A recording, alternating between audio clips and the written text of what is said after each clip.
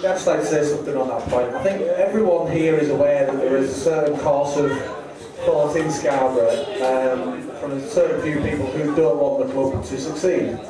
It's very unfortunate that, but it is something that we are aware of. Going back to June when we first started up, and in July when I was trying to get programme adverts, John was attempting to get ground board advertising and all that type of thing. Me and John, between us, probably ran about 200 companies. Within those companies, the majority of them said, we'll help you when you get back to Scarborough, or we didn't even realise a new club started up, or I had too much hassle with the old club, so I'm not going to help you out. It's something that we're not blind about. Out of those 200 companies, we've got maybe 25, 30 sponsors, which isn't a big percentage, but we know that the rest of that percentage will come back to us when we get back to Scarborough. Now, the people who are having the thoughts against us, they're noticeable by their absence. If they wanted to come along and see what we're doing here and see the amount of people who are coming and the fun that they're having on the days, they could do that, but they're choosing not to even acknowledge that we're here. And that's fair enough, that's their prerogative. But what we do want is, when we get back to Scarborough, for those people to come back on board with us. We don't want people to completely have a negative attitude against us for the rest of our footballing lives. We basically want those people to realise that when we get back to Scarborough, because it will happen, we hope it will happen, and when we get back to Scarborough, those people can come along again and they can be part of something that is going places, and everyone here at this table and those who aren't here will do everything in their power to make sure that it does succeed, no matter what the opportunities against us are. Well said, James.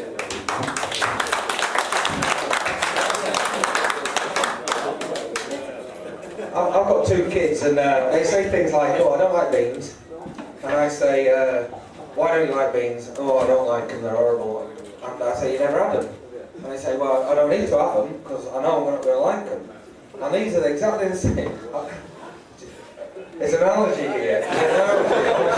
Like, people say that they don't want to see Scarborough. Oh, it's a step above bloody Saturday League.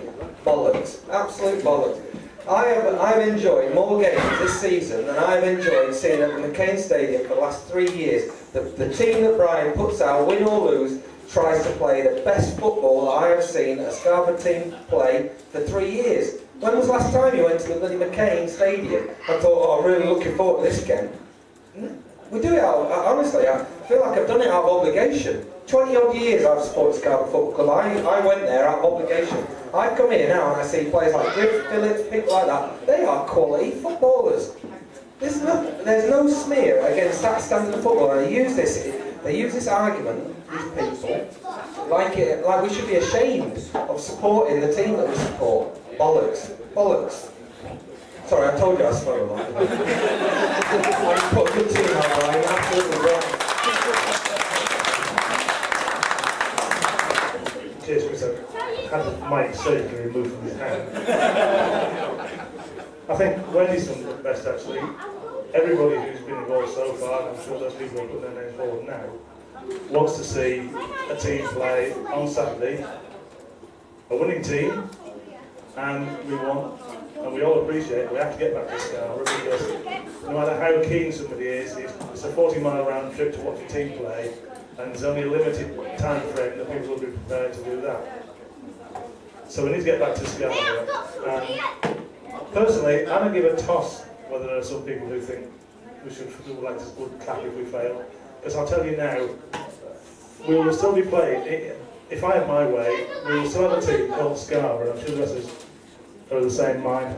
If we have to play on the field at Hummonby and start from Hummonby again, we will have a team playing and we will still continue. Hopefully that won't be necessary, and I do believe we will be back in Scarborough. I hope it's next season. We've always said we're going to live for more than 2 years playing at Brid, despite all the help we get from Pete Smurthwaite here and the club generally. But I think we just need to, the 400 odd of us who keep turning up every week when we're playing at home, just need to keep turning up. We can get a few more down, it's great. And if a few people are taking their bats home, well, as long as we don't have to watch the opposite reserves, that's fine by me. And here's Tony. Can I just say, I find it quite amazing really, why we're discussing this question because it's put by people from Scarborough that don't want to come to the club.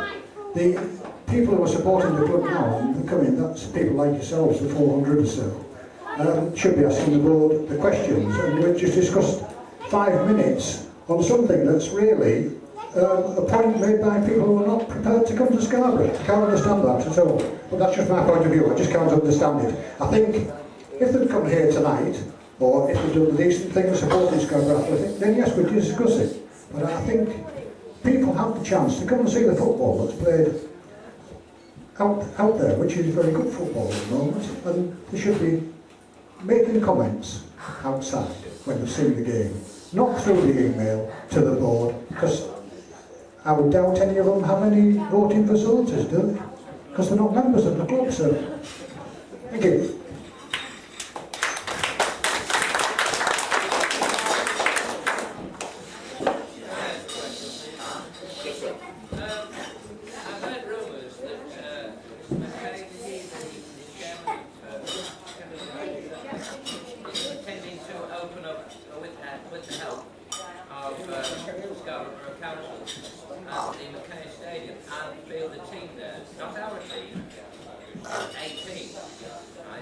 I'd like to know what each of these people who put themselves forward, the new board, feel about that.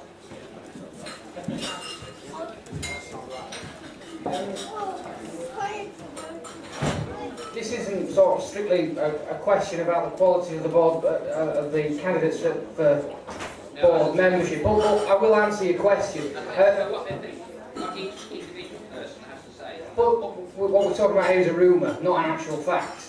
And the facts are this, is that I, Sandra, Andy, and Stuart Keith, who is a board member who is stepping down at these elections, went to meet Sheffield United officials about a month ago now to find out exactly what was going on, because Sheffield United obviously control the under-19 setup within Scarborough. So that's why we were going, coupled with the fact that we had heard that they were interested in, the ground situation and what was going on there. We understood that the old company Y50, who were interested in buying Sea Road, were connected in some way to Sheffield United. Anyway, we went with that in mind, and they straightened out some very clear things with us. The under-19 setup is supported by them simply because there was nobody else to take the under-19s under their wing when the old club went bust. Somebody had to do it. Sheffield United took the opportunity. They play under the auspices of Pinter School, and that is where it's based, obviously. I appreciate there's rumours going around town that, that Sheffield United are going to buy a ground and just play a ground, an under-19 set in there, or a new Scarborough team. Not true, as far as I'm been told. The truth is that they want Scarborough Athletic. They're extremely supportive of Scarborough Athletic. We went to meet the McCabe's, we meet the promotions manager, we met the chief executive, which is Jason Rocket. We met them all. They're very supportive of us and want us to be playing back in the town as soon as possible, and they want to be a part of that in supporting us, because they see a link up between the two organisations, Scarborough Athletic and Sheffield United, with a youth setup. That is how it all pans out. There is no suggestion of another club. They are working very closely with us and are consulting us and are actually telling us before they release information to the